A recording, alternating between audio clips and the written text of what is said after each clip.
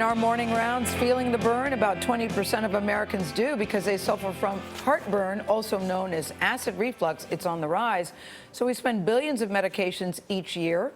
But one of the most shared articles from the New York Times says the solution may be eat dinner earlier. Our Dr. Tara Narula is here with more on that. So are you telling us eat Thanksgiving dinner at 10 a.m.? That's right, exactly at 10 a.m. So we spend billions of dollars on medications every year. Is that what we're saying? We do. I mean, a lot of people take proton pump inhibitors or H2 blockers for their acid reflux disease, but lifestyle changes can have a huge impact, and that's what this article really focuses on. You know, if you were to take a snapshot of people in America, including myself, many of us get home late, we eat a big meal, we eat the things we're not supposed to, like spicy foods or fatty foods, drink a glass of wine, a coffee, a chocolate, lay down on the couch, and go to bed an hour later. So, you know, these are all the things that you want to try to avoid. I'm like, I don't do that. I don't mind. Well, good for you. Yeah. So, yeah, heartburn is very, very common in this country. About 20% of people suffer from it.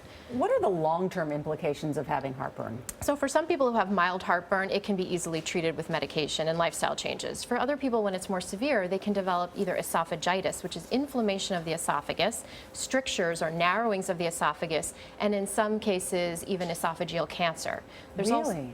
And there's also complications that extend beyond the esophagus. If the acid travels up far enough, it can irritate the vocal cords, people can get laryngitis, and it can even go into the lungs and cause asthma and a chronic cough. This is a real problem. It is.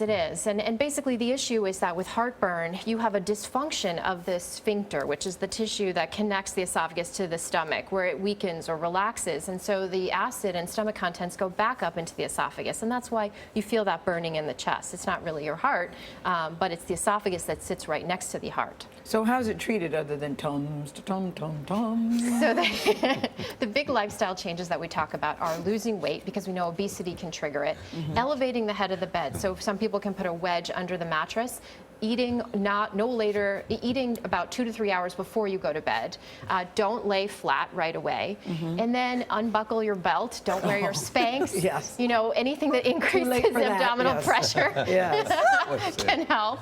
And avoiding triggers. Does this mean at Thanksgiving dinner it's okay when someone in your family unbuttons their waistband? Cut them a little slack if they take their belt Maybe it'll off. help with the acid reflux. I had the worst acid reflux when I was pregnant. You had all the baby pushing up in the thing. I had to take the tum-to-tum-tums, yeah. That's right. That is a time of increased reflux, is pregnancy. All right. You're okay with it, though, Charlie. You don't suffer from any of this stuff, right? Right. Yeah, I mean, healthy as a horse. yes. And happy as a horse. Yes. Charlie Rose. Okay, Dr. Tara Narula, thank you so Thanks. much.